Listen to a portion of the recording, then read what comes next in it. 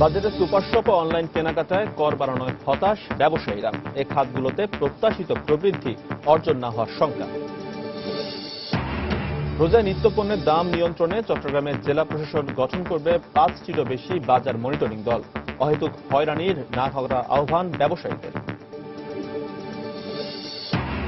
এবং অবৈধভাবে মালয়েশিয়া যাওয়ার পথে নিখোঁজ মাদারীপুরের অর্ধশত যুবক।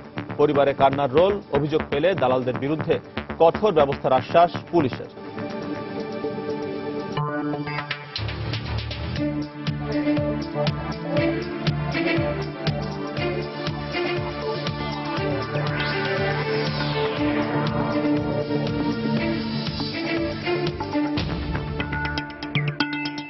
দেখছিলেন শিরোনাম। আমন্ত্রণ জানাচ্ছি দেশ ও দেশের বাইরের অর্থ বাণিজ্যের নানা খবর নিয়ে আমাদের নিয়মিত আয়োজন এ সময়ের বাণিজ্য। আর আপনাদের সঙ্গে রয়েছে আমি এজি মাহমুদ। দর্শক, অর্থ বাণিজ্যের অন্যান্য খবরের সঙ্গে আজ আমরা আলোচনা করব অনলাইন কেনাকাটায় অতিরিক্ত কর আরোপ নিয়ে। আর এই নিয়ে কথা বলতে আজ আমাদের স্টুডিওতে উপস্থিত হয়েছেন ইক্যাবের সভাপতি রাজীব আহমেদ।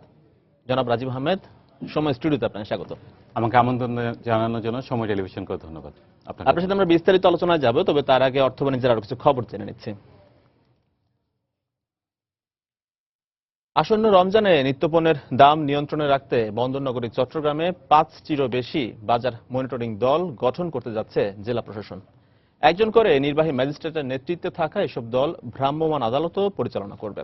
এক্ষেত্রে বাজার মনিটরিং এর নামে ব্যবসায়ীরা যাতে হয়রানির শিকার না হয় সে ব্যাপারে সতর্ক থাকার আহ্বান ব্যবসায়ী নেতাদের। বিস্তারিত জানাচ্ছেন ফেরদৌস লিপি। রমজান আসলে নানা অজুহাতে চলে নিত্যপণ্যের দাম বাড়ানোর পায়তারা। কিন্তু চলতি বছর ভোগ্যপণ্যের পর্যাপ্ত মজুদ থাকার পাশাপাশি আন্তর্জাতিক বাজারেও পণ্যের দাম স্থিতিশীল রয়েছে। এ অবস্থায় রমজানে নিত্যপণ্যের দাম বাড়ার সম্ভাবনা নেই বলে জানিয়েছেন ব্যবসায়ীরা। তারপরও যাতে কেউ কারসাজি করে পণ্যের দাম বাড়াতে না পারে সেজন্য রমজানের আগে নগরীর বাজারগুলোতে তদারকি করবে জেলা প্রশাসন। বাংলাদেশের আমদানি রপ্তানির 80% কিন্তু চট্টগ্রাম দিয়ে হয়। চট্টগ্রামে যদি বাজার নিয়ন্ত্রণে রাখা যায় তাহলে সারা বাংলাদেশে নিয়ন্ত্রণ থাকে। কারণ চট্টগ্রামের চাকতাই, খাতুনগঞ্জ এই এলাকাগুলো ব্যবসায়ীর মূল ভিত্তি এবং সেখানের ব্যবসায়ীরাও ছিল এবং তারাও কথা দিয়েছে যে এই বছর কোনো জিনিসেরই ঘাটতি নেই এবং জিনিসপত্র সহনীয় পর্যায়ে থাকবে। ব্যবসায়ীরা বলছেন এই ক্ষেত্রে মনিটরিং এর সময় যাতে সাধারণ ব্যবসায়ীরা হয়রানির শিকার না হয় সেদিকে নজর রাখতে হবে প্রশাসনকে। সরকার মনিটরিং করবে, আমরা যে চেম্বার এভাবে বিভিন্ন ট্রেড বডিগুলো আমরা আমাদের সাথে নিয়ে একটা টাস্ক ফোর্স কমিটির মতো হবে, কিন্তু ওইখানে যাতে কোনো ব্যবসায়ী হয়রানি না হয় এটা সরকারকে নজর রাখতে হবে এবং জেলা প্রশাসনকে নজর রাখতে হবে। তবে কনজিউমার অ্যাসোসিয়েশন ক্যাব কর্মকর্তাদের দাবি শুধু রমজান মাসে নয়, সারা বছরই মনিটরিং এর ব্যবস্থা চালু রাখা দরকার। প্রশাসনের আওতায় বাজার মনিটরিং রেগুলার হওয়া উচিত এবং বাণিজ্য মন্ত্রণালয় থেকে আগের থেকে ফোকাসিংটা হওয়া উচিত যে এই বছর এই পণ্যের এই চাহিদা আছে, বাংলাদেশে এই স্টক আছে এবং আমাদের চাহিদা এই পরিমাণ আছে। বন্দরনগরী চট্টগ্রামের চাকতাই, খাতুনগঞ্জে ভোগ্যপণ্যের 2টি পাইকারি বাজার সহ ছোট বড় 17টি বাজার রয়েছে। ফেরদৌস লিপি, সময় সংবাদ, চট্টগ্রাম। বাজেটে সুপার শপে কেনাকাটায় করের হার 2 থেকে বাড়িয়ে 4% করার প্রস্তাব দিয়েছেন অর্থমন্ত্রী আবুল মাল আব্দুল মুহিত। একই সঙ্গে কোনো ধরনের করের আওতায় না থাকা অনলাইন কেনাকাটার ওপরও আরোপ করা হচ্ছে 4% কর। ব্যবসায়ীরা সরকারের এমন সিদ্ধান্তে হতাশা প্রকাশ করে বলেছেন, প্রস্তাবিত করের হার বাস্তবায়ন করা হলে এসব খাতে প্রত্যাশিত প্রবৃদ্ধি অর্জিত হবে না। জুবার ফয়সালের প্রতিবেদন। নিত্যদিনের ঝক্কি ঝামেলা এড়িয়ে ঘরে বসেই প্রয়োজনীয় কেনাকাটা সারতে অনেক ক্রেতাই এখন অনলাইন ভিত্তিক ই-কমার্স সাইটগুলোর প্রতি নির্ভরশীলতা বাড়াচ্ছেন। ধীরে ধীরে একেবারেই আনকরা বিষয়টি সাধারণ জনগণের কাছেও হয়ে উঠছে জনপ্রিয়। এসব ওয়েবসাইটে এটিএম কার্ড, মোবাইল পেমেন্টের মাধ্যমে খুব সহজেই ঘর গেরস্থালির সব ধরনের পণ্যই কেনাকাটা করা যায় মুহূর্তেই। এই অবস্থায় খাতটি যখন মাত্রই বিকাশ লাভ করছে তখনই এর উপর কর আরোপকে বোঝা হিসেবেই দেখছেন উদ্যোক্তারা। যখন শুরু হলো অনলাইনে তখন এটা হয়তো শুধুমাত্র ফেসবুক ভিত্তিক একটা সেক্টর ছিল, কিন্তু এখন কিন্তু অনেক সাইট হয়ে গেছে যেখানে আসলে ফর্মালি তারা কাস্টমার সাপোর্ট থেকে শুরু করে সব ধরনের কাস্টমার প্রোটেকশন এবং ডিজিটাল ট্রানজ্যাকশন সব জিনিসগুলি কিন্তু তারা নিয়ে এই সেক্টরটাকে সুন্দর একটা ফর্মাল সেক্টরে পরিণত করছিল। কিন্তু এখন যেটা হবে, যদি 4% ভ্যাট আরোপ করা হয় তখন দেখা যাবে যে আবার সেটি ইনফর্মালে ব্যাক করে যাবে, যেটা আসলে কোনো কারো কাছে কোনো রেকর্ড থাকবে না, কাস্টমারদের কোনো প্রোটেকশন থাকবে না। করের হার বাড়ানো হয়েছে সুপার শপে কেনাকাটার উপরও। এর আগে ব্যবসায়ী পর্যায়ে 2% কর থাকলেও এবার ভোক্তা পর্যায়ে যোগ হবে বাড়তি কর। এই সিদ্ধান্ত কার্যকর হলে সুপার শপগুলোর বিপুল সংখ্যক ক্রেতা হারানোর ঝুঁকি রয়েছে বলে মনে করছেন সংশ্লিষ্টরা। আমি যদি আমার বাসার পাশে মুদি দোকানে 5 টাকা কম বা 10 টাকা কমে পাই, তাহলে আমি স্বাভাবিক ওখান থেকেই নেব, আমি কেন সুপার স্টোরসে আসবো? একটা তেল নিতে গেলে তাকে 5-7 টাকা ভ্যাট দিতে হচ্ছে, এটা স্বাভাবিক মানুষের গায়ে লাগবে। বাজেট প্রস্তাবনা থেকে পাশ হওয়ার আগেই এসব খাতে করের হার নতুনভাবে বিন্যাসের আহ্বানও জানান তারা। জুবাইর ফয়সাল, সময় সংবাদ, ঢাকা। দর্শক, আমরা রিপোর্টটি দেখলাম। এবারে ই কমার্স নিয়ে বিস্তারিত আলোচনা করব ইক্যাবের সভাপতি রাজীব আহমেদের সঙ্গে। জনাব রাজীব আহমেদ, আমরা তো রিপোর্টটি দেখলাম, তো বিষয় হচ্ছে আমি শুরুতেই জানতে চাইবো যে বাংলাদেশের পরিস্থিতিতে, বাংলাদেশের প্রেক্ষাপটে ই কমার্সের বাজার সম্ভাবনা কেমন? বাংলাদেশের প্রেক্ষাপটে আসলে ই কমার্সটা মাত্র শুরু হয়েছে। কারণ আপনার যদিও ইনফর্মাল ভাবে 2000 সাল থেকে ই কমার্স শুরু হয়েছে, 15 বছর ধরে ছিল, কিন্তু 2009 এর আগে অনলাইনে লেনদেনের কোনো মেকানিজম ছিল না বা ব্যাপারটি অবৈধ ছিল অনলাইনে লেনদেন করা বাংলাদেশে। 2009 সালে বাংলাদেশ ব্যাংক একটি সার্কুলার জারি করে ব্যাপারটিকে উন্মুক্ত করে এবং আস্তে আস্তে 2013-14 সাল থেকে আসলে ই কমার্স সত্যিকার অর্থে যাত্রা শুরু করে। এবং এই মুহূর্তে আমাদের e commerce association of Bangladesh বা ইক্যাবেরই সদস্য 160টি কোম্পানি বা প্রতিষ্ঠান, এবং এর মোট 500 মতো প্রতিষ্ঠান ওয়েবসাইট রয়েছে যারা অনলাইনে মানে বিক্রি করছে। এছাড়া ফেসবুকে রয়েছে আরো 2-3 হাজারের মতো পেজ যাদের মাধ্যমে বিক্রি হচ্ছে, এবং এটি কিন্তু মাত্র শুরু হয়েছে। তো সম্ভাবনা হচ্ছে মানে এখন থেকে শুধু চলতেই থাকবে, এবং ই কমার্সের যে সম্ভাবনা সেটা সারা বাংলাদেশেই, বাংলাদেশ ব্যাপী এটা সম্ভাবনা শুধু কয়েক লক্ষ লোকের মধ্যে সীমিত নয়। তাই বাজারটা হাজার হাজার কোটি টাকার বাজার, কিন্তু সেটার জন্য আমাদেরকে কাজ করতে দিতে হবে। জনাব রাজীব আহমেদ, যদি আমরা একটু বাজেটের প্রসঙ্গে আসি, এবারে আমরা জানি যে অনলাইন কেনাকাটায় প্রায় 4% ভ্যাটের প্রস্তাব করেছেন এবার অর্থমন্ত্রী এবারের বাজেটে। তো এর পরে আপনাদের রিঅ্যাকশনটা কেমন, প্রতিক্রিয়াটা কেমন? আমরা অবশ্যই প্রচন্ড হতাশ কয়েকটি কারণে। প্রথম কথা হচ্ছে যে আসলে আমরা কর ভ্যাটের বিপক্ষে নেই, কারণ সরকারকে তো চলতে হবে, সরকারকে চলতে হলে সেই কর বা ভ্যাট দিয়ে আয় করে চলতে হয়, এটা বাস্তবতা, এটা অস্বীকার করার কোনো উপায় নেই। কিন্তু ই কমার্স এমন একটি সেক্টর যেটি এখনো পুরোপুরি শুরু হতে পারেনি। এখনো সিটি কর্পোরেশনের ট্রেড লাইসেন্স ই কমার্স বলে আলাদা খাত নেই সুস্পষ্টভাবে। ঢাকার বাইরে হয়তো করা যাচ্ছে ইউনিয়ন পর্যায়ে বা উপজেলা পর্যায়ে, কিন্তু এখন পর্যন্ত আপনি যেই খাতকে এখন পর্যন্ত পুরোপুরি স্বীকৃতি দেননি বা যে খাতকে আলাদা একটি সেক্টর হিসাবে চিন্তা করা শুরু করেননি, সেই খাতে শুরু হবার আগে বা ভালো মতো শুরু হবার আগে ভ্যাট বসানো সম্পূর্ণ অযৌক্তিক। এবং একই সঙ্গে আমরা এই কথা স্পষ্ট করে বলতে চাই যে এই খাতে অন্তত 5 থেকে 10 বছরের জন্য কোন রকম কর ভ্যাট আরোপ করা উচিত নয়, কারণ এই খাতের সম্ভাবনা বিপুল শুধু যে আমরা যারা ব্যবসায়ী তারা লাভ করবো সেই জন্য বিপুল না। আপনি সারা পৃথিবীর যে দেশেই দেখেন, এমনকি পাশের দেশ ভারত, ই কমার্স মানে হচ্ছে পণ্যের দাম কমে এসেছে, কারণ আপনি পণ্যটা ওয়েবসাইটে পাচ্ছেন এবং সারা দেশের মানুষ যে কোনো স্থান থেকে যে কোনো সময় কিনতে পারছে। তাই প্রতিযোগিতার ফলে এবং অন্যান্য সুযোগ সুবিধার ফলে পণ্যের দাম কমে আসছে, এবং এর সুফল কিন্তু সাধারণ জনগণ ভোগ করছে। যেখানে আমরা আর কয়েকদিন পর রমজান আসছে, নিত্য পণ্যের দাম বাড়বে এবং সেটা নিয়ন্ত্রণে রাখা একটা চ্যালেঞ্জ, কিন্তু ই কমার্স থাকলে কিন্তু সেই সাধারণ মানুষের উপকার হচ্ছে। তাই সাধারণ মানুষের উপকারার্থে অন্তত 10 বছরের জন্য ভ্যাট থাকা উচিত না। আর ই কমার্সে প্রচুর চাকরির সুযোগ সৃষ্টি হবে। তাই যদি সামান্য সেটা কয়েক কোটি টাকাই হোক আর 100 কোটি টাকাই হোক, যে পরিমাণ সরকার রাজস্ব হারাবে তা যদি একটু ছাড় দেয়, তাহলে হাজার হাজার না কয়েক লক্ষ লোকের চাকরির সুযোগ সৃষ্টি হবে আগামী 5 বছরের মধ্যে। আমরা জানি যে ই কমার্সের কিন্তু সারা বিশ্ব জুড়ে ব্যাপক সম্ভাবনা। যদি আমরা দেখি যে alibaba.com, amazon.com, তারা কিন্তু শুধু তাদের দেশেই নয়, দেশের বাইরেও কিন্তু তারা ব্যবসা করছেন। তো সেক্ষেত্রে কি অর্থমন্ত্রী কি ভাবছেন যে এটা বৃহৎ পরিসরের একটি খাত, যে কারণে এই কর আরোপ করা বা ভ্যাট আরোপ করা? আপনার কি মনে হয় যে কেন এই ভ্যাট আরোপ করা হলো এই ই কমার্সের উপর? ই কমার্স অবশ্যই একটি বৃহৎ পরিসরের খাত, কিন্তু সেটা বাংলাদেশে এখনো কোনো বড় কিছু হয়নি। বড় কিছু হোক, তারপরে সরকার রাজস্ব আদায় করুক, আমাদের কোনো আপত্তি নেই এবং আমরা চাইও সরকারকে সাহায্য করতে, কিন্তু আমাদেরকে সেই সাহায্যটা আগে দিতে হবে। এবং অর্থমন্ত্রীকে আমি একটা কারণে ধন্যবাদ জানাতে চাই, সেটা হচ্ছে এই প্রথম কিন্তু বাজেটে ই কমার্সের কথাটা আলাদা করে এসেছে, যেটা এর আগে কখনোই আসেনি। তাই এটিকে আমি মানে শত সমস্যার মধ্যে এটিকে আমি সবচেয়ে ইতিবাচক দিক হিসেবে দেখতে চাই, যে সরকার আস্তে আস্তে মনে করছে যে ই কমার্স সম্পূর্ণ আলাদা একটি খাত এবং এই আলাদা খাতকে তারা আলাদা মনে করছে। রাজীব আহমেদ, আমরা ই কমার্সের পাশাপাশি এফ কমার্সের কথা জানি, অর্থাৎ ফেসবুক কমার্স। অনেকে কিন্তু ইদানিং যে ফেসবুকে পেজ খুলে তারা কিন্তু পণ্য বিক্রি করছেন। তো সেক্ষেত্রে কি হবে যে ই কমার্সের উপর যে ভ্যাটটা আরোপ করা হচ্ছে বা হওয়ার যে প্রস্তাব করা হয়েছে, এফ কমার্সের ক্ষেত্রেও কি তা কার্যকর হবে? খুবই সুন্দর এবং প্রাসঙ্গিক প্রশ্ন।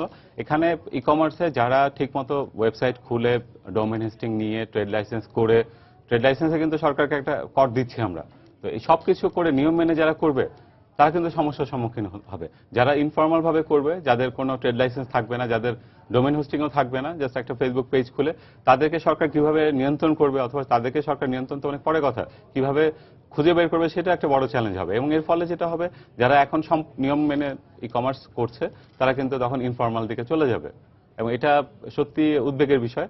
আর আরেকটা ব্যাপার হচ্ছে যে ই কমার্সের মূল চিন্তা কিন্তু যে আমি সবকিছু অনলাইনে করবো, অটোমেটেড করবো, আমি অনলাইনে কেনাকাটা করবো। এবং বাংলাদেশের আমরা জিডিপি প্রবৃদ্ধির কথা বলি, আপনি 10 কোটি লোক যদি প্রতিদিন মাত্র 5 মিনিট ব্যয় করি আমরা টাকা গোনার জন্য, তাহলে কত 50 কোটি মিনিট কিন্তু আমাদের সময় নষ্ট হচ্ছে। সেটা যদি ই কমার্স অনলাইনে স্বয়ংক্রিয়ভাবে হয় তাহলে কিন্তু এই পরিমাণ সময় বেঁচে যাবে আমাদের। তো এইটাই এফ কমার্সকে অবশ্যই আমরা স্বাগত জানাই, কিন্তু এফ কমার্স কিন্তু এখানে কোন রকম নিয়ম নীতি ই কমার্স যেটা কিন্তু এফ কমার্সের পেজের মানে ওয়েবসাইটে 2200 প্রায় 3000 এর মতো। হ্যাঁ 3000 এই মুহূর্তে 3000 এর মতো, এবং ওয়েবসাইট হচ্ছে 500 এর মতো। সেক্ষেত্রে আপনি বলছেন তাহলে যে কমার্সের ব্যবসায়ীরা তাহলে এফ কমার্সের মানে ফেসবুক ভেরিফাইড পেজে তার পণ্য বিক্রয় শুরু করবেন, এই বিষয়টা হতে এটা একটা সম্ভাবনা রয়েছে, এবং এতে করে যেটা হবে এই সেক্টরটি পিছিয়ে যাবে এগোনোর বদলে।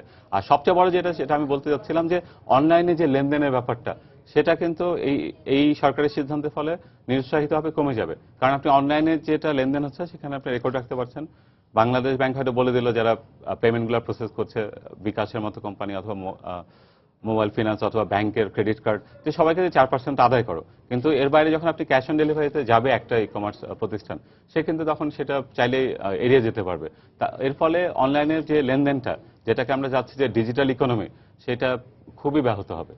রাজীব আহমেদ, যদি জানতে চাই যে বাংলাদেশে এখন নিয়মিত অনলাইনে ক্রেতার সংখ্যা কেমন, এবং এই ক্রেতার সংখ্যা বাড়ানোর জন্য আপনাদের কি ভূমিকা বা কি উদ্যোগ, কি কর্মসূচি রয়েছে? নিয়মিত ক্রেতার সংখ্যা কত, এই নিয়ে কোনো সুস্পষ্ট কোনো পরিসংখ্যান নেই, এবং এটা একটা পরিসংখ্যান হওয়া উচিত। এবং এই ব্যাপারে এটি আসলে একটি পরিসংখ্যান কিন্তু আমরা জানি প্রায় 10 লাখ মানুষ, সেটা কিসের ভিত্তিতে করা হয়েছে আমি জানি না, ঠিক আছে। তো আমরাও সেটাই মনে করি 10 থেকে 15 লাখ হবে। তো এটা এর মানে হচ্ছে যে আমরা এখন পর্যন্ত 1% লোক ই কমার্স আনতে পারিনি, এবং সেটা আমাদের দুর্বলতা, সেটা আমাদের ব্যর্থতা। কিন্তু একই সঙ্গে এটা একটা বড় সুযোগ। যখন 10% লোক হবে, 20% লোক হবে, তখন এই সেক্টরটি বাংলাদেশের অর্থনীতির সবচেয়ে বড় খাত হবে।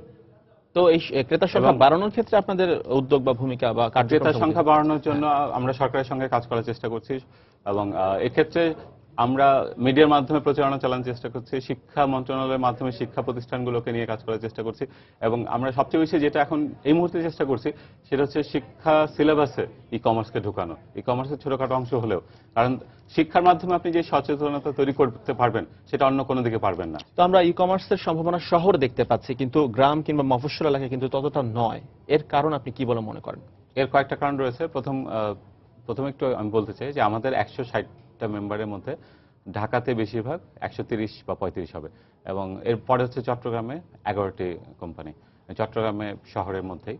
কিন্তু এই চট্টগ্রামে যে বাড়ছে, এতে প্রমাণ করা যায় যে প্রমাণ করছে যে ঢাকার বাইরেও কিন্তু বেশ একটা সম্ভাবনা রয়েছে। তো এখনো বড় বড় বিভাগীয় শহরগুলোতে, বিশেষ করে ঢাকা চট্টগ্রামের বাইরে আপনি গ্রাম অনেক পরে কথা, আপনি সিলেট, খুলনা, রাজশাহী, রংপুর, বরিশাল, এইসব জায়গাতে ই কমার্স তেমন বিকাশ লাভ করেনি। তো এই জন্য গ্রামের ব্যাপারটা আরো, বা মফস্বল হয়তো এখনো চিন্তায় আসে না, কিন্তু গ্রামের বা মফস্বলে ই কমার্সের ক্রেতা রয়েছে। এখন তাদেরকে আমাদেরকে অ্যাড্রেস করতে হবে, যে সমস্যাগুলো রয়েছে সেগুলো দূর করতে হবে। সবচেয়ে পেমেন্ট একটা সমস্যা ছিল এতদিন, কিন্তু বিকাশ যেভাবে গ্রামে গ্রামে ছড়িয়ে পড়েছে, তো পেমেন্টটা এখন আর অত বড় সমস্যা মনে করি না আগের মতো, বিকাশের কারণে, মানে মোবাইল ফাইন্যান্স বিকাশ, শুধু বিকাশ নয়। আর হচ্ছে কিন্তু আসল যেটা সমস্যা সেটা হচ্ছে আপনার ডেলিভারি, প্রোডাক্টটা আমি তার কাছে পৌঁছাবো কিভাবে।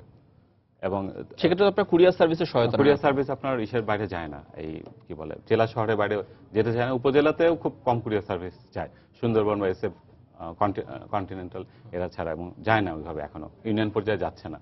এবং একটা সমাধান হতে পারে সরকারের যে ইউনিয়ন ডিজিটাল সেন্টারগুলো রয়েছে, তাদেরকে যদি কোনোভাবে একসাথে করা যায়, যে তারা ই কমার্সের এজেন্ট হবে, এজেন্ট হয়ে তারা বিভিন্ন পণ্য দেখাবে, এবং সেটা আপনার এই বিক্রি হবে। আর পণ্য দেখার জন্য, ক্রেতার সংখ্যা বাড়ানোর জন্য ইন্টারনেটের প্রসারও তো প্রয়োজন। ক্রেতারা যদি পণ্য নাই দেখতে পান তাহলে তো তারা কিনবে না। ইন্টারনেট এবং 3G ইন্টারনেট আসাতে এখন আপনি চাইলে মোটামুটি দেশের একটা বড় অংশতে আপনি দেখতে পাচ্ছেন, কিন্তু সেটা গ্রামের মানুষের জন্য এখন, মানে আমাদের ঢাকাতে হয়তো 500 টাকা বা মাসে 1000 টাকা ইন্টারনেটে খরচ করা খুব বেশি ব্যয় সাপেক্ষ নয়, কিন্তু গ্রামে হয়তো একটা পরিবারের সারা মাসের খরচই হচ্ছে 3,000 টাকা, সেখানে 1,000 টাকা ইন্টারনেট অসম্ভব। তো এটা একটা, হ্যাঁ, এটা অবশ্যই একটা বড় চ্যালেঞ্জ। আরো একটি বিষয় রয়েছে যে আমরা জানি যে ই কমার্স থেকে মানে ই কমার্স সাইট থেকে পণ্য ক্রয়ের ক্ষেত্রে ক্রেতারা অনেক ধরনের প্রতারণার শিকার হন। জি। তিনি যেমনটা পণ্য দেখছেন ওয়েবসাইটে, ঠিক তেমনটা পণ্য ডেলিভারির পর মিলছে না, কিংবা পুরনো পণ্য কেনার ক্ষেত্রেও দেখা যায় যে মিলছে না, বা ক্রেতাদের ক্ষেত্রে টাকা নিয়ে হাতিয়ে নিয়ে অনেক ধরনের প্রতারণার ঘটনা শুনি। এইগুলো প্রতিরোধ করার জন্য আপনাদের কি উদ্যোগ রয়েছে বা কি ভূমিকা রয়েছে, আপনারা কি করছেন? প্রতারণা হচ্ছে যে সেটা অবশ্যই স্বীকার করতে হবে, এবং তবে প্রতারণা বেশিরভাগ ক্ষেত্রে আপনার ফেসবুক পেজকে করে কেন্দ্র করে বেশি হয়। কারণ আপনি একটা ফেসবুক পেজ যে খুলছে তাকে তো আপনি পাচ্ছেন না, সে আজকে খুলে কালকে উধাও হয়ে গেলেও কিছু করার নেই। কিন্তু যদি আপনি ট্রেড লাইসেন্স করে তারপরে আপনার বিভিন্ন নিয়ম নীতি মেনে একটা ইনভেস্টমেন্ট 50,000 বা 1,00,000 টাকার একটা ইনভেস্টমেন্ট করে যে নামছে, তার কিন্তু প্রতারণার চিন্তাটা কম থাকে। কারণ সে 1,000 টাকার পণ্য নিয়ে কেটে পড়লে বা 5,000 টাকা নিয়ে কেটে পড়লে তার কি লাভ? কিন্তু যে ফেসবুক পেজ খুলছে সে 5,000 বা 10,000 টাকার পণ্য প্রতারণা করলে তার একটা লাভের সম্ভাবনা থেকে যায়। এক্ষেত্রে আমরা যেটা করছি, আমাদের অ্যাসোসিয়েশনের যারা মেম্বার, আমাদের ইক্যাবের ওয়েবসাইটে একটি ফোন নাম্বার দেওয়া আছে, কেউ যদি প্রতারণার শিকার হন আমাদেরকে ফোন করতে পারছেন। তো সেক্ষেত্রে আপনারা কি ভূমিকা নেন? সেক্ষেত্রে এখন পর্যন্ত আমাদের কোনো মেম্বারের বিরুদ্ধে বড় ধরনের কোনো অভিযোগ আসেনি। ছোটখাটো দু একটি সামান্য যে অভিযোগ হয়েছে, সেক্ষেত্রে আমরা ক্রেতার সাথেও কথা বলেছি, বিক্রেতার সাথেও কথা বলেছি, এবং যে 2-3টি ঘটনা এই গত 7 মাসে ঘটেছে, সেক্ষেত্রে ক্রেতাকে হয় টাকা ফেরত দেওয়ার ব্যবস্থা করেছে, না হলে পণ্য আবার পাঠানোর ব্যবস্থা করেছে।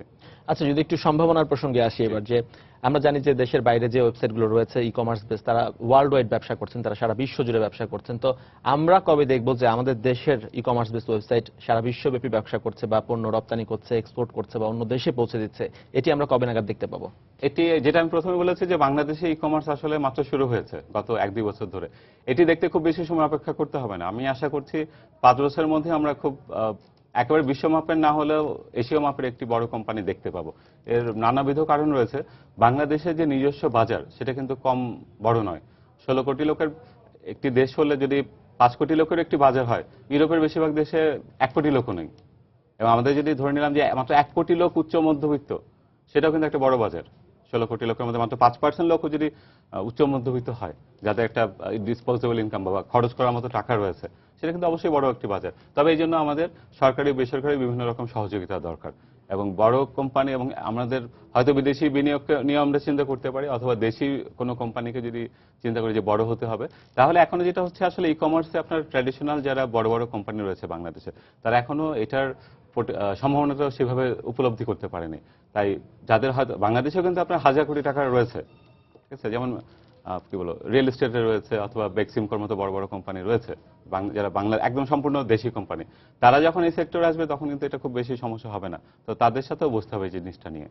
যদি জানতে চাই যে আসলে ই কমার্স সাইট থেকে কোন ধরনের পণ্য বেশি বিক্রি হয়, কোন ধরনের পণ্য একেবারেই ক্রেতারা কিনেন না, মানে সব ধরনের পণ্যই তো আপনারা বলেন যে ই কমার্স যেসব পণ্য পচনশীল সেসব পণ্য বিক্রি করার সমস্যা রয়েছে, কুরিয়ার সার্ভিস বা ডেলিভারি এখন উন্নত মানের না।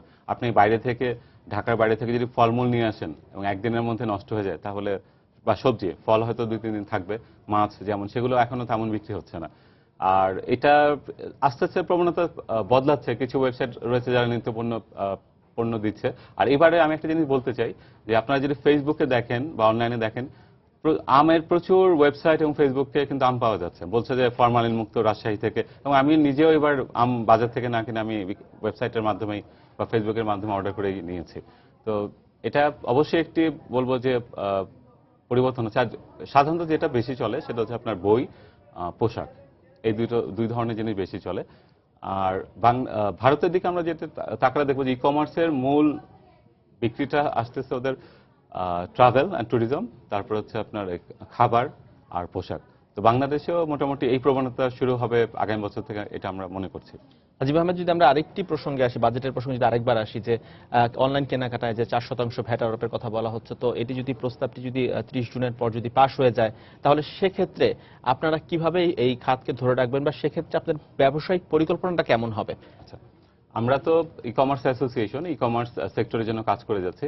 একটি অ্যাসোসিয়েশনের কাজ কিন্তু সেই অ্যাসোসিয়েশনের স্বার্থ রক্ষা করে চলা, সেই আমাদের যারা মেম্বার বা এই ইন্ডাস্ট্রি তাদের। এবং এটা আমরা আশা করছি যে সরকার ডিজিটাল বাংলাদেশ করার স্বার্থে ডিজিটাল কমার্সের উপর কোনো ভ্যাট রাখবে না, অন্তত 5 থেকে 10 বছর আমাদের এই ছাড়টা দিবে। তারপরে যদি থেকে যায় সেক্ষেত্রে আমরা কাজ চালিয়ে যাব, আমরা সরকারের সঙ্গে দেন দরবার করে যাব, এবং এটা যতদিন না উঠানো হয় ততদিন আমরা চেষ্টা করে যাব। কারণ একটা অ্যাসোসিয়েশনের কাজ এটাই যে আমাদের যেসব সমস্যা আসবে সেই সব সমস্যার জন্য সেটা সরকার হোক, মিডিয়া হোক, যার সাথে হোক কাজ, বা বড় বড় কোম্পানির সাথে হোক, যার সাথে হোক আমাদের কাজ করে যেতে হবে, এবং এটা যতদিন না উঠবে আমরা ততদিন চেষ্টা করে যাব। যদি ক্রেতার সংখ্যা কোনো কারণে কমে যায়, সেক্ষেত্রে আপনার অনলাইন কেনাকাটাকে জনপ্রিয় করার জন্য কোনো ইনোভেশন চালাবেন কিনা, বা কোনো ভিন্ন মাত্রিক কোনো পরিকল্পনা আপনাদের রয়েছে কিনা, যে অনলাইন কেনাকাটাকে আরো জনপ্রিয় করতে, ক্রেতাদের আস্থা অর্জনে কোনো ভিন্ন মাত্রিক কোনো পরিকল্পনা আপনাদের রয়েছে কিনা? একটা ইন্ডাস্ট্রিতে যখন সমস্যা আসে তখন অবশ্যই সেটাকে মোকাবেলা করতে হয়, আমরা সেটা চেষ্টা করে যাব, এবং কিছু ইনোভেশনের কথা আমরা চিন্তা করছি, সেটা এখনো পরিকল্পনা পর্যায়ে রয়েছে। সেটা আসলে ভ্যাটের চিন্তা করে না, আগে থেকে আমরা চিন্তা করছি। এর কারণ হচ্ছে আপনার বাংলাদেশের অর্থনীতিকে আধুনিকভাবে রূপান্তরিত করতে হবে। বাংলাদেশে যেটা আপনাদের সংবাদ শিরোনামে দেখছিলাম যে মাদারীপুর আমার নিজের জেলা, তো মাদারীপুর থেকে অর্ধশতাধিক যুবক নিখোঁজ বিদেশ গিয়ে। তো আমাদের আমরা যদি অর্থনীতিকে আধুনিক না করতে পারি, ডিজিটাল না করতে পারি, তাহলে কিন্তু এই প্রবণতা থাকবেই। এবং সেটার জন্য আমাদের আসলে একটা জিনিস আমি বলতে চাই, ই কমার্সকে একটা ব্যবসা হিসাবে দেখলে হবে না, এটা একটা প্ল্যাটফর্ম দেখতে হবে। যে কেউ যে কোনো কিছুই কমার্সের মাধ্যমে বিক্রি করতে পারে। তাই আমরা এই মেসেজটাকে আমরা আগামী মাস থেকে ছড়িয়ে দেওয়ার চেষ্টা করব। জনাব রাজীব আহমেদ, আপনাকে অসংখ্য ধন্যবাদ। জি, আপনাকেও ধন্যবাদ। দর্শক, আমরা ই কমার্সের বিভিন্ন বিষয় নিয়ে কথা বলছিলাম ইক্যাবের সভাপতি রাজীব আহমেদের সঙ্গে। যাচ্ছি পরের প্রসঙ্গে। পরিকল্পনা মন্ত্রী আহমা মুস্তফা কামাল বলেছেন, 2015-16 অর্থ বছরের প্রস্তাবিত বাজেট বাস্তবায়ন সম্ভব এবং লক্ষ্যমাত্রা অর্জন করে সরকার তা দেখিয়ে দেবে বলেও আশা প্রকাশ করেন তিনি। তবে বিএনপি চেয়ারপারসনের উপদেষ্টা আমির খসরু মাহমুদ চৌধুরীর অভিযোগ, সরকারের অদক্ষতা এবং দুর্নীতিকে প্রশ্রয় দেওয়ার কারণেই জিডিপি প্রবৃদ্ধি এক জায়গায় আটকে আছে। শনিবার রাজধানীতে Centre for Policy Dialogue CPD আয়োজিত এক বাজেট পর্যালোচনা অনুষ্ঠানে অংশ নেন তারা। এই সময় সিপিডির গবেষণায় বলা হয়, এবারের রাজস্ব আদায় লক্ষ্যমাত্রা অর্জন হবে সরকারের জন্য বড় চ্যালেঞ্জ। বাজেটের খাত ভিত্তিক নানা দিক এ সময় উপস্থাপন করা হয়। অনুষ্ঠানে অর্থ পরিকল্পনা প্রতিমন্ত্রী এম এ মান্নান বলেন, দুর্নীতি নয় বরং ঐতিহাসিকভাবেই দেশের সম্পদের অপচয়ের সংস্কৃতি চালু রয়েছে। তাই সুশীল সমাজের উচিত এসব অপচয় রোধে সরকারের সমালোচনা করে সহযোগিতা করা।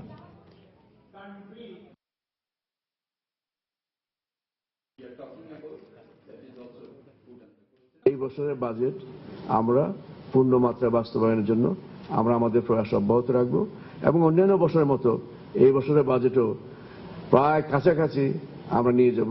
এই বাজেট ফাইন্যান্সিং এর জন্য 5% আমাদের ঘাটতি, এই ঘাটতি কিন্তু সারা বিশ্বে আছে। আমাদের জন্য সবচেয়ে সুখবর হলো আমাদের debt to GDP, total debt to GDP, এটা এখনো লেস দেন 32% or around 32%। এক ধরনের প্যাট্রোনাইজেশনের মাধ্যমে লুটপাট করে চলে যাবে, আর জনগণের ট্যাক্সের টাকা দিয়ে আপনি সেগুলো রিক্যাপিটালাইজেশন করছেন। এইটাকে এই টাকাগুলো কি প্রোডাক্টিভ সেক্টরে গেছে? Quality of investment of public money, tax pairs money is in question. যেই কারণে আমি বলছি 8 বছর পরেও আজকে 6% ঘোরাফেরা করতে হবে। এই কারণে যদি এই ধারা অব্যাহত থাকে, অপ্রয়োজনীয় ব্যয়টা চিহ্নিত করুন না কেন, চিহ্নিত করুন অপ্রয়োজনীয় ব্যয় করুন না, তাহলে আমরা এটাকে অ্যাড্রেস করতে পারবো। আমরা জানি না, আমরা বুঝি না, আমরা কেন্দ্রে আছি, সব চাপ আমাদের উপরে আসছে, আমরা বলতে পারি না। আপনারা বলেন, আপনারা তো হাত মুখ খোলা।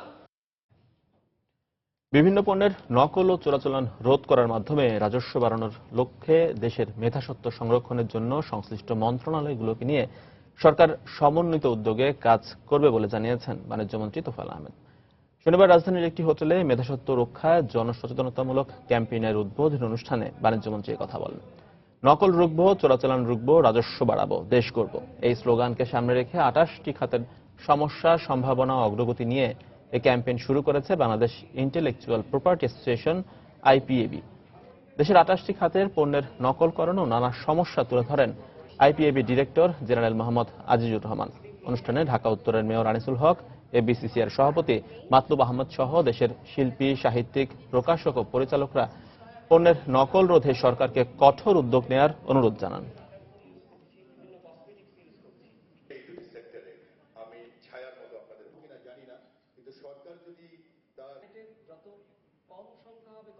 কপিরাইট, তারপরে যে মেধা সত্ত্ব, এগুলো আমি তাদের সাথে একমত। আমাদের এখন অনেক উন্নয়নমূলক কাজ হবে। আমাদের দেশ আজকে এগিয়ে যাচ্ছে। যদি একটা প্রতিনিধি দল মিলে আমার সাথে যদি কথা বলেন, তখন আমি রেসপেক্টিভ যে মিনিস্ট্রি আছে তাদের সাথে আমি কথা বলতে পারবো। তখন সেক্টর ওয়াইজ বিভিন্ন মন্ত্র আমরা ইন্টারমিনিস্ট্রিয়াল মিটিং করে আমরা সমস্যাগুলি চিহ্নিত করে তার সমাধান করার চেষ্টা করব। দালালদের খপ্পরে পড়ে অবৈধভাবে সমুদ্রপথে মালয়েশিয়া যাবার পথে নিখোঁজ হয়েছেন মাদারীপুরের রাজৈর উপজেলার অর্ধশত যুবক। তাদের পরিবারে এখন চলছে কান্নার রোল। এ ঘটনার পর থেকে মানব পাচারকারী দালাল চক্রের সদস্যরা পলাতক রয়েছেন।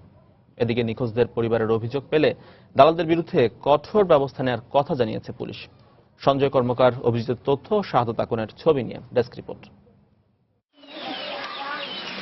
নিখোঁজ স্বামীকে ফিরে পেতে সরকারের কাছে আকুল আবেদন জানান মাদারীপুরের রাজৈরের নরারকান্দি গ্রামের পান্নাখার স্ত্রী সাকিমা বেগম। গত 25 মার্চ দালালদের খপ্পরে পড়ে সমুদ্রপথে অবৈধভাবে মালয়েশিয়া যাবার পথে নিখোঁজ হন তিনি। আমি এতটুকু অনুরোধ সরকারের কাছে চাই, আবেদন চাই যে আমার স্বামীর আমার বাচ্চাদের সামনে জানি পায়। শুধু সাকিমা বেগমের স্বামী পান্নাখাই নয়, তার সাথে একই এলাকার আবু সাইদ, মিন্টু, আওলাদ সহ 30 যুবক একই দিনে অবৈধভাবে মালয়েশিয়া যাওয়ার পথে নিখোঁজ হয়। স্বজনদের অভিযোগ, আমগ্রাম ইউনিয়নের কৃষ্ণের মোড় এলাকার দালাল চক্রের সদস্য হাফেজ ফকিরের 2 ছেলে তাদের নিয়ে যায়। আমি কত কান্নাকাটি করছি যে বাজান তুমি ফেরো, তুমি যাইও না, আমার একটা ছেলে এতটুকু মনে করেন কয় কি মা আর ফিরে শক্তি নেই, আর আমি ফিরতে পারবো না। আমার বড় ছেলের থেকে টাকা নিছে 50,000 আর কইছে যে টাকা তোমরা রেডি করো, আমরা টাকা নিব।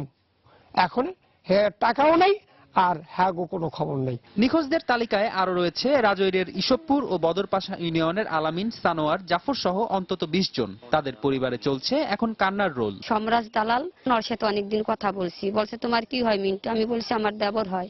তা বলছে টাকা জোগাড় করে রেখো, ওরা 2-1 দিনের ভিতর পৌঁছে যাবে। কাকিমা আমি বাহিরে যাইতেছি। আমি কোন বাহিরে যাবো জান? আমি মালয়েশিয়া যাই, আমারে তুমি দোয়া করবো। এমন ঘটনায় দালালদের কঠোর শাস্তি দাবি করেছে এলাকাবাসী। সরকার আমাদের এই ভাই ব্রাদার সবাই ফিরে দিক আর দালালের কঠিন বিচার চাই, যে এরা যেমন কোনো মায়ের সন্তানকে যেরকম এরকম ভাবে না পাঠায়। আমাদের গ্রাম থেকে কয়েকজন ছেলে পান মালয়েশিয়ার উদ্দেশ্যে দালালের খপ্পরে পড়ে চলে গেছে, তাদের কোনো খোঁজ খবর নেই। তাদের পাওয়ার জন্য আমরা সরকারের কাছে বিচার চাই। এদিকে নিখোঁজদের পরিবারের অভিযোগ পেলে দালালদের বিরুদ্ধে কঠোর ব্যবস্থা নেওয়ার আশ্বাস দিলেন পুলিশের এই কর্মকর্তা। কারা কারা নিখোঁজ হয়েছে এবং এ ব্যাপারে কোন সব দালাল জড়িত অনুসন্ধান চলতেছে, দায়ী দালালদের বিরুদ্ধে আইনগত কঠোর ব্যবস্থা গ্রহণ করা হবে। তবে স্বজনদের দাবি, এ ব্যাপারে রাজৈর থানায় মামলা করতে গেলে আদালতে মামলার পরামর্শ দেয় পুলিশ। এ ঘটনার পর থেকে মানব পাচারকারী দালাল চক্রের সদস্যরা পলাতক রয়েছে। সময় সংবাদ, মাদারীপুর। রাজস্ব আদায় কিংবা অর্থ বরাদ্দ কোনো খাতেই ন্যূনতম স্বচ্ছতা বজায় রাখতে পারছে না বাংলাদেশ। মার্কিন স্টেট ডিপার্টমেন্টের প্রকাশিত অর্থনৈতিক স্বচ্ছতা প্রতিবেদন 2015-তে উঠে এসেছে এ তথ্য। এতে বাংলাদেশের বাজেটের সবচেয়ে বড় দুর্বলতা হিসেবে রাষ্ট্রায়ত্ত প্রতিষ্ঠানগুলোর পর্যাপ্ত তথ্যের অভাবকে তুলে ধরা হয়েছে।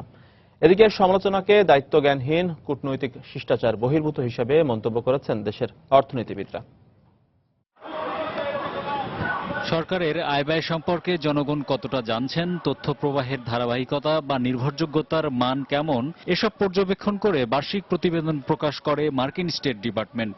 2015-র প্রতিবেদন অনুযায়ী দক্ষিণ এশিয়ায় সবচেয়ে ভালো অবস্থানে রয়েছে ভারত, নেপাল ও শ্রীলঙ্কা। আর 140টি দেশের মধ্যে 60টি দেশের সরকারই ন্যূনতম আর্থিক স্বচ্ছতা বজায় রাখতে ব্যর্থ হয়েছে, যার মধ্যে রয়েছে বাংলাদেশের নামও। 2015-16 প্রতিবেদনে উল্লেখ করা হয়েছে, বাজেটে সরকারের আয় ব্যয়ের সুনির্দিষ্ট কোনো রূপরেখা নেই। এছাড়া অনেক ক্ষেত্রে তথ্যের অস্পষ্টতা থাকার পাশাপাশি প্রাকৃতিক সম্পদ আহরণে সরকারের বিভিন্ন চুক্তি ও নিবন্ধন প্রক্রিয়ায় রয়েছে অস্বচ্ছতা। তাদের ট্রেনিং দিয়েছে। তবে অর্থনীতির কাঠামোর ভিত্তিতে বাংলাদেশের বাজেট নিয়ে যুক্তরাষ্ট্রের মন্তব্যকে যুক্তিসঙ্গত মনে করেন না এই অর্থনীতিবিদ। বাংলাদেশ যদি মিনিমাম ট্রান্সপারেন্সি না আনতে পারে, তাহলে এতদিন ধরে বাজেটের অ্যাকাউন্টস কি করে যাচ্ছে? অবশ্যই ট্রান্সপারেন্সির লেভেলের পার্থক্য থাকে অর্থনীতির লেভেলের সাথে। একটা উন্নত দেশে ট্রান্সপারেন্সি যত সহজ হয়, ডিজিটালাইজেশন আছে, কম্পিউটারাইজেশন আছে। আমাদের কম্পিউটারাইজেশন ওই লেভেলে নেই বলেই ওইটুক ট্রান্সপারেন্সি হয়তো আমরা পাচ্ছি না। তার মতে এমন মন্তব্য বিদেশি বিনিয়োগ কিংবা রপ্তানি বাণিজ্যে বাংলাদেশের ভাবমূর্তি ক্ষতিগ্রস্ত করতে পারে। You have to define it before you comment this type of very much sweeping and general comment. দায়িত্বহীন মন্তব্য বলে আমি মনে করে থাকি। আমি মনে করি এই ধরনের মন্তব্য করার আগে তারা একটু অর্থনৈতিক এবং একটু কূটনৈতিক শিষ্টাচারগুলো একটু বজায় রাখবে। কোন দেশের গুরুত্বপূর্ণ বিষয়ে মন্তব্যের ক্ষেত্রে আন্তর্জাতিক পর্যবেক্ষকদের আরও দায়িত্বশীল হওয়া উচিত বলে মনে করেন অর্থনৈতিক বিশ্লেষকরা। হরিপদ সাহা, সময় সংবাদ, ঢাকা। 2015-16 অর্থ বছরের প্রস্তাবিত বাজেটে পানি, স্যানিটেশন ও হাইজিন খাতে বরাদ্দের ক্ষেত্রে গ্রাম ও শহরের বৈষম্য 8% বেড়েছে। শহরাঞ্চলে মাথাপিছু বরাদ্দ 1122 টাকা এবং পল্লী এলাকায় মাত্র 41 টাকা। শনিবার ঢাকা রিপোর্টার্স ইউনিটিতে সাগররুনি মিলনায়তনে পানি, স্যানিটেশন ও হাইজিন খাতে বিনিয়োগ ন্যায্যতা বিষয়ে সংবাদ সম্মেলনে তথ্য উপস্থাপন করেছে কয়েকটি বেসরকারি উন্নয়ন সংস্থা। সংবাদ সম্মেলনে বলা হয়, স্বাস্থ্য ও শিক্ষা খাতে মাথাপিছু বরাদ্দ যথাক্রমে 617 টাকা এবং 338 টাকা। সেখানে পানি, স্যানিটেশন ও হাইজিন খাতে মাথাপিছু 293 টাকা। সবার সুস্বাস্থ্য নিশ্চিতে এ খাতে বরাদ্দ বাড়ানোর দাবি জানিয়েছেন বক্তারা। এছাড়া এ খাতের সুনির্দিষ্ট প্রকল্পের জন্য সরকারি বরাদ্দ বৃদ্ধি, শহর ও গ্রামাঞ্চলের বরাদ্দ বৈষম্য হ্রাস, দুর্গম ও পিছিয়ে থাকা জনগণের জন্য দীর্ঘমেয়াদী পরিকল্পনায় বাজেট বরাদ্দের প্রস্তাব করা হয়। শেষ হলো তৈরি পোশাক ও চামড়া শিল্পে প্রয়োজনীয় অত্যাধুনিক মেশিন ও প্রযুক্তির সংস্করণ নিয়ে রাজধানীর বারিধারা আয়োজিত লেদার ও ফুটওয়্যার এক্সপো। দেশে প্রথমবারের মতো এই প্রদর্শনীতে অংশগ্রহণকারী প্রতিষ্ঠানগুলোর প্রত্যাশা আর দর্শনার্থী বিবেচনায় সন্তুষ্ট আয়োজকরা। বিস্তারিত জানাচ্ছেন কামরুল হাসান সবুজ।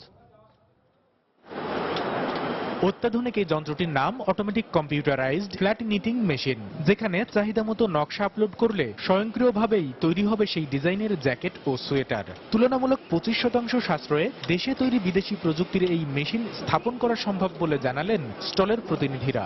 বাইরে থেকে যদি কোনো মেশিন নিয়ে আসেন, সেক্ষেত্রে যে প্রাইসটা হবে প্লাস আফটার সেল সার্ভিসে যে সার্ভিসটা যেটা আসবে, তার থেকে আমরা এখানে আপনার 25% কম। এছাড়া সেলাই machine, packaging material, pick and place robot, জুতা তৈরির যন্ত্রপাতি আর তাপমাত্রা ও আর্দ্রতা নিয়ন্ত্রণ উপযোগী স্যান্ডউইচ প্যানেল সহ নানা ধরনের প্রযুক্তি পণ্যের খোঁজ খবর ছিল এই গার্টেক্স শোয়ে। ভিতরের তাপ, শব্দ এবং আর্দ্রতা নিয়ন্ত্রিত থাকে। আপনি যেরকম চাচ্ছেন সেরকম করে দেওয়া সম্ভব। স্যান্ডউইচ প্যানেল শুধুমাত্র স্যান্ডউইচ প্যানেল দ্বারা যদি আপনি স্থাপনাটি তৈরি করেন। প্রধান উদ্দেশ্য হচ্ছে গার্মেন্টস অ্যাক্সেসরিজ এবং প্যাকেজিং পণ্যের প্রচার এবং প্রসার। টোটাল প্রজেক্ট, একটা শু তৈরি করা কাটিং থেকে শুরু করে একেবারে ফিনিশিং পর্যন্ত যত রিলেটেড মেশিনারি আছে সব মেশিনগুলি আমরা সাপ্লাই দিই।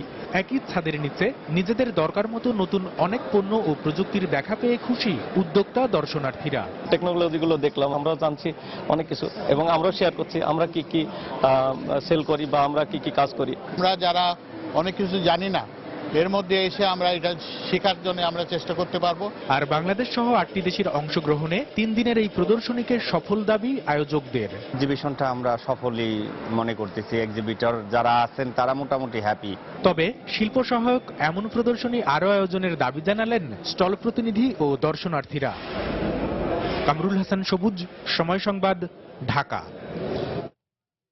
2015-16 অর্থ বছরের জন্য প্রস্তাবিত বাজেটকে ব্যবসা বান্ধব বলে মন্তব্য করেছেন বেসামরিক বিমান ও পর্যটন মন্ত্রী রাশেদ খান মেনন। ব্যবসায়ীদের শীর্ষ সংগঠন এফবিসিসিআর নবনির্বাচিত কমিটির সংবর্ধনা অনুষ্ঠানে তিনি এমন মন্তব্য করেন। পাশাপাশি মন্ত্রী দেশের অর্থনৈতিক অগ্রযাত্রায় ব্যবসায়ীদের দায়িত্বশীল ভূমিকা পালনের আহ্বান জানান।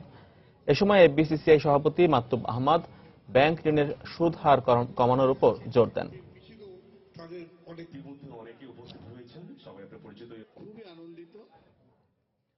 বিউটিফুল বাংলাদেশ, বিউটিফুল চায়না এই শিরোনামে তরুণ চিত্রশিল্পীদের নিয়ে আর্ট কম্পিটিশন 2015 অনুষ্ঠিত হয়েছে।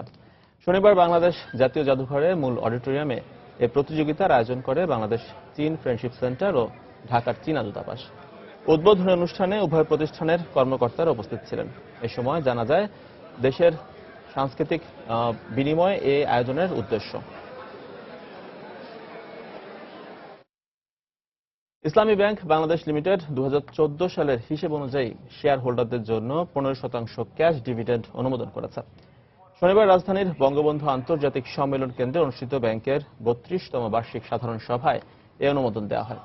এ সময় প্রতিষ্ঠানটির ভারপ্রাপ্ত চেয়ারম্যান ইঞ্জিনিয়ার মুস্তাফা আনোয়ার বলেন, ইসলামী ব্যাংক বাংলাদেশ লিমিটেড দেশের আর্থ সামাজিক উন্নয়নে কাজ করছে।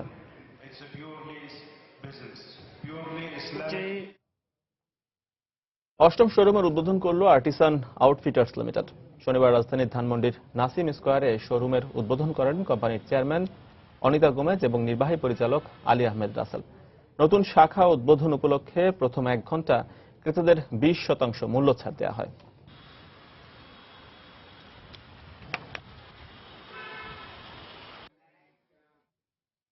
ব্রাহ্মণবাড়িয়া ওয়ালটনের এক্সক্লুসিভ ডিস্ট্রিবিউটর শোরুমের উদ্বোধন হয়েছে।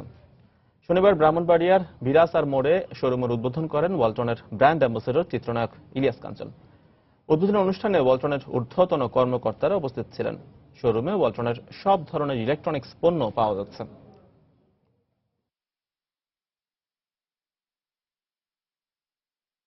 এবার দেশের বাইরের অর্থ বাণিজ্যের খবর। ভারতের শিশু শ্রমের উচ্চ হার নিয়ে চিন্তিত আন্তর্জাতিক শ্রম সংস্থা ILO। তবে সাম্প্রতিক এক সরকারি পরিসংখ্যানে দেখা গেছে গত এক দশকে দেশটিতে শিশু শ্রমের হার কিছুটা কমেছে। দরিদ্র শিশুদের মৌলিক অধিকার নিশ্চিতে শিশু শ্রম আইন পরিবর্তন আনতে যাচ্ছে ভারত সরকার। 10 বছরের পার্বতীর দিন শুরু হয় ভোর 5টায়। ঘুম থেকে উঠেই বাবা মা আর দু বোনের সঙ্গে বেরিয়ে পড়তে হয় আবর্জনা কুড়াতে। বাড়ি ফিরে চলে কুড়ানো জিনিসপত্র বাছাইয়ের কাজ। ইচ্ছে না থাকলেও প্রতিদিন এই একই রুটিন মেনে চলতে হয় পার্বতীকে। আমার খুব স্কুলে যেতে ইচ্ছে করে, কিন্তু বাবা মাকে সাহায্য করতেই আমাকে এত কষ্ট করতে হয়। ভারতে দরিদ্রতাকে এড়িয়ে যেতে না পারায় পার্বতীর মতো কয়েক মিলিয়ন কর্মজীবী শিশু বঞ্চিত প্রাথমিক শিক্ষা থেকে। কিন্তু পরিবারের সব সদস্যের মুখে দুবেলা দুমুঠো অন্ন জোটাতেই নিজের ছোট্ট শিশুটিকে বাধ্য হয়ে পাঠাতে হয় এই ধরনের অস্বাস্থ্যকর কাজে। আমার একার পক্ষে সংসার চালানো সম্ভব নয়, তাই 3 মেয়েকেই কাজে পাঠাতে হচ্ছে। আমরা 5 জন মিলে দিনে 4 থেকে 500 রুপি আয় করি। দরিদ্র শিশুদের প্রাথমিক শিক্ষা নিশ্চিত করে কাজের সুযোগ তৈরি করতে ভারতের 1976 সালে প্রণীত শিশু শ্রম আইনে সংশোধনী আনা হচ্ছে, যাতে করে 14 বছরের কম বয়সী শিশুরা তাদের স্কুলের পর কিংবা স্কুল ছুটিতে পরিবার ও পারিবারিক ব্যবসায় সাহায্য করতে পারবে। আমরা উন্নত দেশের তালিকায় নাম লিখাতে যাচ্ছি, কিন্তু আমাদের বিশাল অঙ্কের জনগণের অবস্থা এখনো অনুন্নত। একসময় না একসময় আমাদের অর্থনীতিতে এর নেতিবাচক প্রভাব পড়বে। আমরা যদি আজ তাদের পড়াশোনার সুযোগ তৈরি করতে না পারি, তবে পরবর্তীতে এই প্রজন্মকেই ভুগতে হবে। ILOর এক রিপোর্টে দেখা গেছে অনুন্নত দেশগুলোতে দরিদ্র শিশুরা কম বেতনে এবং অনেক সময় বিনা বেতনের কাজে নিয়োজিত থাকে। পড়াশোনা করতে না পারা সহ দীর্ঘদিন অস্বাস্থ্যকর পরিবেশে কাজ করায় এসব সুবিধাবঞ্চিত শিশুরা বড় হলে নানা রকম সমস্যায় ভোগে, যার নেতিবাচক ফল ভোগ করতে হয় ওই দেশ ও জাতিকে। নাজিয়া শাকুর, সময় সংবাদ। ব্যাংকিং খাতে দুর্নীতি আর উদাসীনতা দেখানোর সময় শেষ হয়ে এসেছে বলে মন্তব্য করেছেন ব্রিটেনের কেন্দ্রীয় ব্যাংক ব্যাংক অব ইংল্যান্ডের গভর্নর মার্ক কার্নি। ব্যাংকিং খাতে দুর্নীতি ঠেকাতে লন্ডনে কয়েকটি দেশের অর্থমন্ত্রীদের উপস্থিতিতে অনুষ্ঠিত এক বৈঠকে এ মন্তব্য করেন তিনি। গেল 7 বছরে ব্যাংকিং খাতে দুর্নীতির দায়ে অন্তত 20,000 কোটি ডলার জরিমানা দিতে হয়েছে বিশ্বের বিভিন্ন ব্যাংকে। সেই সাথে ক্ষুণ্ণ হয়েছে RBS, বার্কলেস সহ শীর্ষস্থানীয় কয়েকটি ব্যাংকের ভাবমূর্তি। এ কারণে ব্যাংকিং খাতে দুর্নীতি ঠেকাতে শাস্তিস্বরূপ 10 বছরের কারাদণ্ড এবং জরিমানা বাড়ানোর আইন করতে যাচ্ছে ব্রিটিশ সরকার। প্রস্তাবনাগুলো যুক্তরাষ্ট্রের নীতি নির্ধারণী পর্যায়ের সদস্যদের সাথে আলোচনার মাধ্যমে বাস্তবায়িত করা হবে।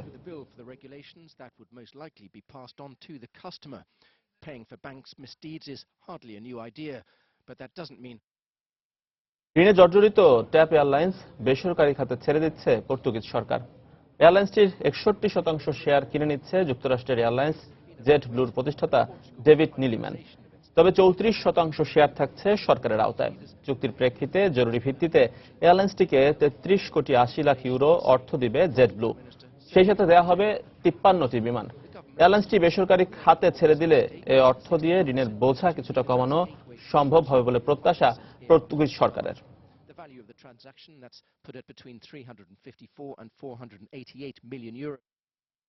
দর্শক, এবারে জানিয়ে দেব ঢাকা স্টক এক্সচেঞ্জের লেনদেন পরিস্থিতি। আমরা চলে যাচ্ছি ডিএসসি ওয়েবসাইটে। দর্শক, আজকে দেখতে পাচ্ছি সপ্তাহের প্রথম কার্যদিবস রোববার। এখনো পর্যন্ত DSCX অর্থাৎ ডিএসসির প্রধান সূচক দেখতে পাচ্ছি 2 পয়েন্ট কমে দাঁড়িয়েছে 4,513 পয়েন্ট। অন্যদিকে ডিএসসিএস সরিয়া সূচক কিছু সংখ্যক কমে দাঁড়িয়েছে দেখতে পাচ্ছি কিছু পরিমাণ 1099 পয়েন্টে, এবং ডিএসসি 30 অর্থাৎ বাছাই সূচক দেখতে পাচ্ছি 4 পয়েন্ট কমে দাঁড়িয়েছে 1739 পয়েন্টে। দর্শক, এখনো পর্যন্ত লেনদেন হয়েছে 6 কোটি টাকার শেয়ার ও মিউচুয়াল ফান্ড, এবং লেনদেন হওয়া শেয়ার ও মিউচুয়াল ফান্ডগুলোর মধ্যে দাম বেড়েছে 25টির, কমেছে 35টির এবং অপরিবর্তিত রয়েছে 12টি প্রতিষ্ঠানের শেয়ার ও মিউচুয়াল ফান্ড। দর্শক, আমরা চলে যাচ্ছি এখন টপ 20 শেয়ারে। দেখে নেব তালিকার প্রথম অবস্থানে কে রয়েছে। বেশ কয়েকদিন ধরে আমরা দেখতে পাচ্ছি টপ 20 শেয়ারের তালিকার প্রথম অবস্থানে ছিল। দর্শক, আমরা একটু অপেক্ষা করছি, চলে যাচ্ছি আমরা।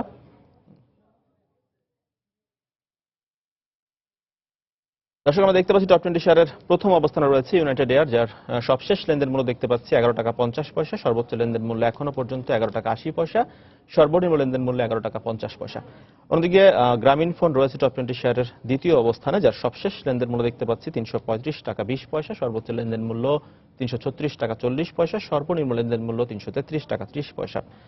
সিভিআর পিআরএল রয়েছে টপ 20 শেয়ারের দেখতে পাচ্ছি তৃতীয় অবস্থানে, যার সবশেষ লেনদেন মূল্য 370 টাকা, সর্বোচ্চ লেনদেন মূল্য এখনো পর্যন্ত 375 টাকা এবং সর্বনিম্ন লেনদেন মূল্য 307 টাকা। ফ্যামিলি টেক্সটাইল রয়েছে টপ 20 শেয়ারের চতুর্থ অবস্থানে, যার সবশেষ লেনদেন মূল্য 14 টাকা 70 পয়সা, সর্বোচ্চ লেনদেন মূল্য 15 টাকা এবং সর্বনিম্ন লেনদেন মূল্য দেখতে পাচ্ছি 14 টাকা 60 পয়সা। স্কয়ার ফার্মা রয়েছে টপ 20 শেয়ারের পঞ্চম অবস্থানে, যার সবশেষ লেনদেন মূল্য 257 টাকা 30 পয়সা, সর্বোচ্চ লেনদেন মূল্য এখনো পর্যন্ত 259 টাকা এবং সর্বনিম্ন লেনদেন মূল্য 255 টাকা। বেক্সিমকো রয়েছে টপ 20 শেয়ারের ষষ্ঠ অবস্থানে, যার সবশেষ লেনদেন মূল্য 33 টাকা 60 পয়সা, সর্বোচ্চ লেনদেন মূল্য 34 টাকা 30 পয়সা এবং সর্বনিম্ন লেনদেন মূল্য 33 টাকা 50 পয়সা। কেপিসিএল রয়েছে টপ 20 শেয়ারের সপ্তম অবস্থানে, খুলনা পাওয়ার কোম্পানি লিমিটেড, যার সবশেষ লেনদেন মূল্য দেখতে পাচ্ছি 69 টাকা 70 পয়সা, সর্বোচ্চ লেনদেন মূল্য এখনো পর্যন্ত 71 টাকা 40 পয়সা এবং সর্বনিম্ন লেনদেন মূল্য 69 টাকা 60 পয়সা। দর্শক, টপ 20 শেয়ারের অষ্টম অবস্থানে রয়েছে Bangladesh submarine cable company limited, যার সবশেষ লেনদেন মূল্য দেখতে পাচ্ছি 135 টাকা 60 পয়সা এবং সর্বোচ্চ লেনদেন মূল্য এখনো পর্যন্ত 137 টাকা 80 পয়সা এবং সর্বনিম্ন লেনদেন মূল্য 135 টাকা 60 পয়সা। ফার কেমিক্যাল ইন্ডাস্ট্রিজ রয়েছে টপ 20 শেয়ারের নবম অবস্থানে দেখতে পাচ্ছি, যার সবশেষ লেনদেন মূল্য 42 টাকা 60 পয়সা, সর্বোচ্চ লেনদেন মূল্য এখনো পর্যন্ত 43 টাকা 50 পয়সা, সর্বনিম্ন লেনদেন মূল্য 42 টাকা 60 পয়সা। United Power Generation and Distribution Company Limited রয়েছে টপ 20 শেয়ারের দশম অবস্থানে, যার সবশেষ লেনদেন মূল্য দেখতে পাচ্ছি 157 টাকা 20 পয়সা, সর্বোচ্চ লেনদেন মূল্য 159 টাকা 60 পয়সা, সর্বনিম্ন লেনদেন মূল্য এখনো পর্যন্ত 157 টাকা 20 পয়সা। দর্শক, এই ছিল আমার কাছে শেয়ার বাজার পরিস্থিতির সবশেষ খবরাখবর। আবারও জানিয়ে দিচ্ছি এই সময় বাণিজ্যের শিরোনামগুলো। বাজেটে সুপার শপ ও অনলাইন কেনাকাটায় কর বাড়ানোয় হতাশ ব্যবসায়ীরা, এ খাতগুলোতে প্রত্যাশিত